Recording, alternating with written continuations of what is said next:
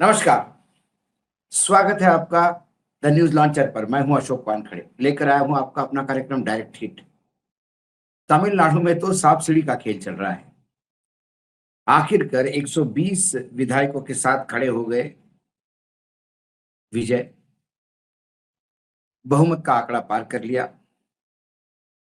लगता है Modi and company का खेल खत्म हो गया। स्टैलिन ने भी इशारा कर दिया कि विजय की सरकार बननी चाहिए। अब शपथ होना फाइनल है, लेकिन शपथ दिलवाएगा कौन? राज्यपाल। और खबरें लगातार ऊपर नीचे ऊपर नीचे ऊपर नीचे हो रही है। पहले खबर आई थी कि राज्यपाल के तीसरी बार राज्यपाल के पास समय मांगा है विजय ने। और जो अभी जो लेटेस्ट खबर मेरे पास है वो है तमिलनाडु के टीवी के प्रमुख विजयन मुख्यमंत्री बनने का रास्ता साफ हो गया। उनको पूरा समर्थन हो गया। अब तमिलनाडु के गवर्नर ने, राज्यपाल ने उन्हें मिलने का समय दे दिया। ये जो लेटेस्ट खबर है ये है तमिल सरकार के गठन को लेकर बड़े अपडेट सामने आया। राज्यपाल राजेंद्र विश्वनाथ आर्लेकर ने विजय को शाम 6:30 कल बैठक का समय दे दिया है। इसके पहले ये आया था कि पर्याप्त, जब उनके पास समर्थन आ गया तब विजय ने समर्थन के लिए बोला, मुझे समय मांगा गवर्नर राज्यपाल से। तो खबर आई कि राज्यपाल ने समय देने से मना कर दिया। ये कल शाम की थी खबर। उसके बाद तुरंत एक आधे घंटे के बीच में शायद राज्यपाल को लगा कि, क्योंकि कुछ लोग सुप्रीम कोर्ट भी गए हुए हैं, तो इसके चलते राज्यपाल ने समय दे दिया है। अब गठन में कोई देरी नहीं और सरकार बनना लगभग तय। ये 118 का जादुई आंकड़ा कैसा पार हुआ? तमिलनाडु में विजय सरकार बनाने का रास्ता साफ हो गया। वीसीके ने शनिवार को टीवीके के समर्थन देने का फैसला किया। इसके पहले विजय के पास 116 विधेयकों का समर्थन था, जो कि अब संख्या बढ़कर 118 हो गई है और बाद में भी 2 लोग और जुड़ गए, तो ये संख्या 20 हो गई। तमिलनाडु में विजय सरकार बनने का रास्ता साफ हो गया। वीसीके ने शनिवार को टीवीके के समर्थन देने का फैसला किया। इसके पहले विजय के पास 116 विधायकों का समर्थन था, जबकि अब संख्या बनकर 118 हो जाएगी। शनिवार शाम वीसीके की अहम मीटिंग थी, जिसमें यह फैसला लिया गया कि पार्टी टीवीके के समर्थन देगी या नहीं। बैठक में विजय को समर्थन देने का सहमति बनी। इसके बाद टीवीके ने समर्थन पत्र सौंपा। अब राज्य में विजय का मुख्यमंत्री बनना तय। विधानसभा चुनाव के नतीजे आने के बाद विजय की पार्टी को 108 सीटें मिली थी, जिसके बाद वह सबसे बड़ी पार्टी बन के उभरी। हालांकि विजय खुद 2 सीटों से चुनाव लड़ रहे थे, बाद में उनको 1 सीट छोड़नी पड़ेगी। टीवी के सबसे पहले कांग्रेस के 5 समर्थक विधायकों का समर्थन हासिल हुआ। इसके बाद सीपीआई सीपीएम के 2-2 विधायकों ने भी समर्थन किया, तो 5 और 9 और 108, ये 117 हो गए। हालांकि एक सीट पे उनको इस्तीफा देना होगा, इसलिए टेक्निकली 107 हो गया, तो 116 पे पहुंच गया। तो उनके पास सीटें 117 होगी, लेकिन समर्थन 116 विधायकों का ही हुआ, क्योंकि वो स्वयं 2 सीट से लड़े थे। अब सबकी निगाहें वीसीके पे थी। पार्टी ने बिना शर्त टीवी को सपोर्ट दिया है। टीवी के नेता अर्जुन के समर्थन के लिए कांग्रेस वामपंथी दल वीसीके प्रमुख थिरुवल्लुवर ने आभार जताया और कहा विजय मुख्यमंत्री बनने के लिए तैयार है। इसके पहले डीएमके के एक अन्य सहयोगी पार्टी आईयूएमएल यानी मुस्लिम लीग ने पहले तो टीवीके को समर्थन देने से इनकार कर दिया था, लेकिन अचानक अपना समर्थन देने का वादा किया। फिर एक यू टर्न लेते हुए टीवीके के समर्थन देने से मना कर दिया। इससे राज्य में अजीबोगरीब स्थिति पैदा हुई थी। राज्यपाल ने विजय को बहुमत साबित करने के लिए 10 मई तक का समय दिया है। पिछले कुछ दिनों से विजय कई बार राज्यपाल से मिल चुके हैं। पहले उन्होंने टीवी के और कांग्रेस विधायकों के हस्ताक्षर वाला पत्र सौंपा, लेकिन बहुमत से पूरा आंकड़ा लाने के लिए कहा गया। इसके बाद उन्हें सीपीआई सीपीएम ने भी समर्थन दिया, लेकिन आंकड़ा 116 तक ही पहुंचा। अब वीसीके के समर्थन से विजय को बहुमत मिल गया है। तमिलनाडु के निवर्तमान मुख्यमंत्री एम.के. स्टालिन ने कहा कि मैं हमारे गठबंधन के साथियों की इस घोषणा का स्वागत करता हूं कि मौजूदा संकट से बचने के लिए भले ही हम सरकार बनाने के लिए तमिलनाडु विजय फेडरेशन को समर्थन दें, लेकिन हम नीति के आधार पर डीएमके के नेतृत्व वाले धर्मनिरपेक्ष प्रगतिशील गठबंधन में बने रहेंगे। गठबंधन की ओर से चुनाव लड़ने और जीतने वाले कांग्रेस विधायकों ने अपना आभार व्यक्त करने के लिए अन्ना अरिवलमय का दौरा नहीं किया। उसी दिन कांग्रेस पार्टी ने डीएमके से अपने संबंध तोड़ लिए और आगे बढ़ गई। स्टालिन ने कहा, वही दूसरी ओर कम्युनिस्ट के नेता कॉमरेड शनमुगम और कॉमरेड वीरपंडियन ने विथुथुलाई चेरुथैगल काची पार्टी के नेता थिरुवलन के साथ मिलकर यह घोषणा की कि वे डीएमके के साथ काम करना जारी रखेंगे, तमिलनाडु के अधिकारों तथा लोगों के कल्याण के लिए संघर्ष करेंगे। इस प्रकार उन्होंने अपनी एकजुटता की भावना व्यक्त की और नीतिगत रूप से सुदृढ़ द्रविड़ मुनेत्र कड़गम यानी डीएमके में अपना विश्वास प्रदर्शित किया। परीक्षा की इस कठिन घड़ी में मैं उन सभी गठबंधन नेताओं के प्रति अपना सहृदय गहराइयों से आभार व्यक्त करता हूं, जो हमारे साथ चट्टान की तरह खड़े रहे। इनमें प्रोफेसर आया कादर मोहिद्दीन, अन्ना वाइको, बहन प्रेमलता विजयकांत, प्रोफेसर जवाहरुल्लाह तथा भाई ईश्वरन और तमीमुन अंसारी शामिल हैं। इनकी उन दृढ़ता के लिए मैं कितने धन्यवाद और प्रशंसा के शब्द कम ही होंगे।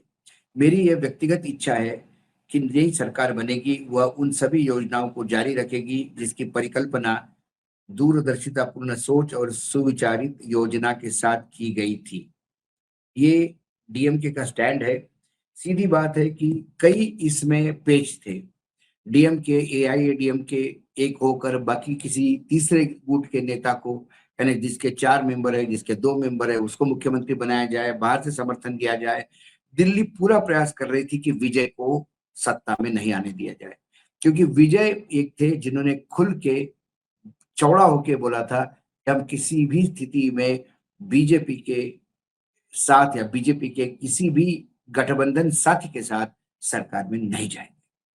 यानी इसका मतलब ओपन था, जो भी उनको समर्थन दे वो लोग थे जो एआईएडीएमके से और बीजेपी से दूरी बनाए रखे थे।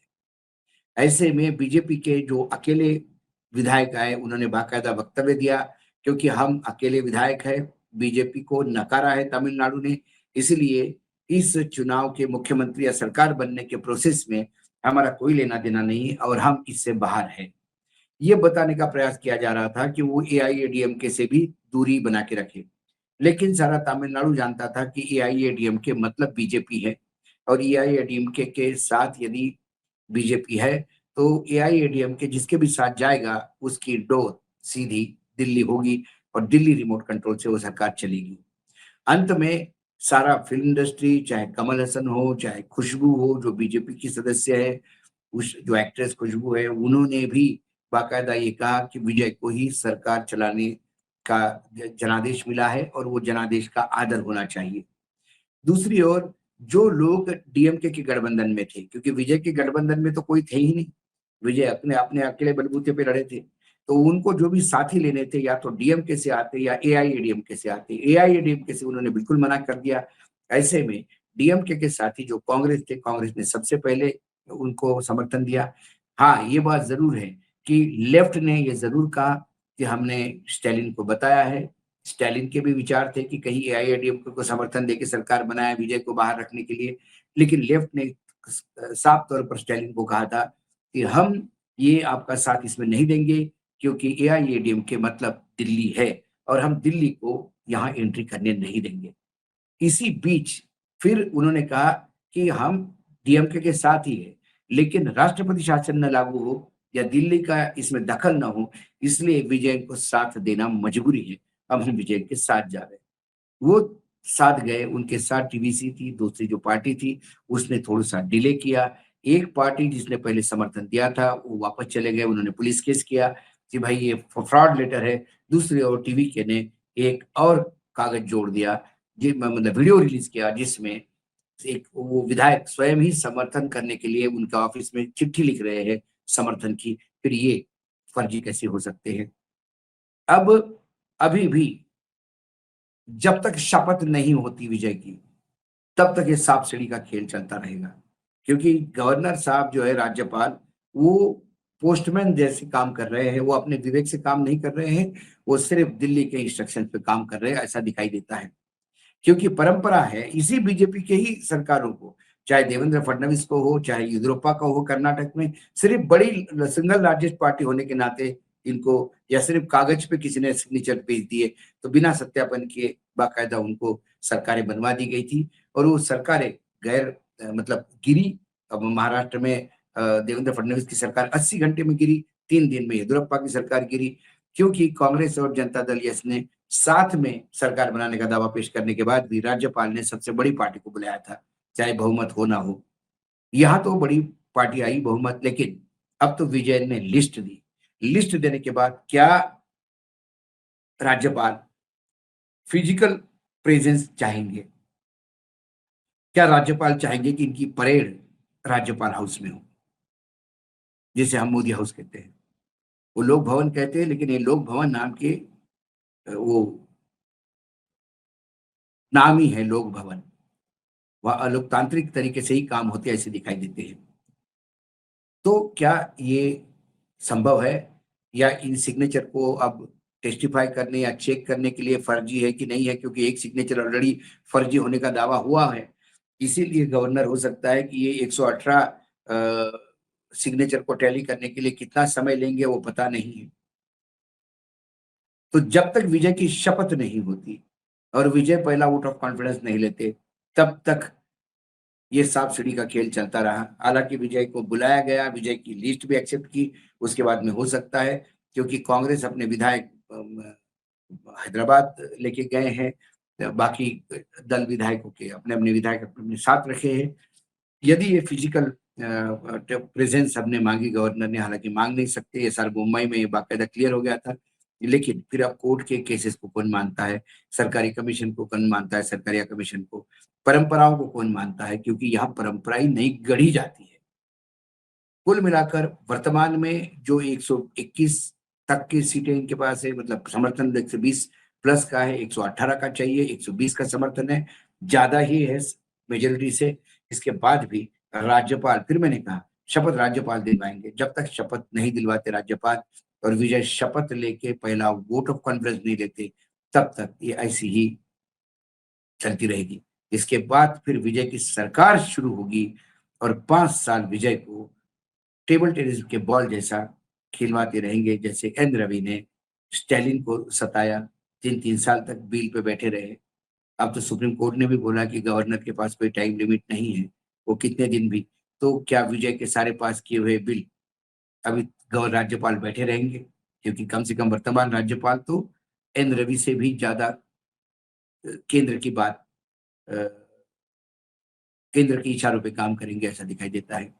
लेकिन पूरा आंकड़ा करके इन्होंने दिल्ली के मंसूबे को हिट तो जरूर किया। आज इतना ही, कल फिर आता हूँ किसी विषय के साथ, तब तक के लिए नमस्कार। देखते रहिएगा न्यूज लॉन्चर।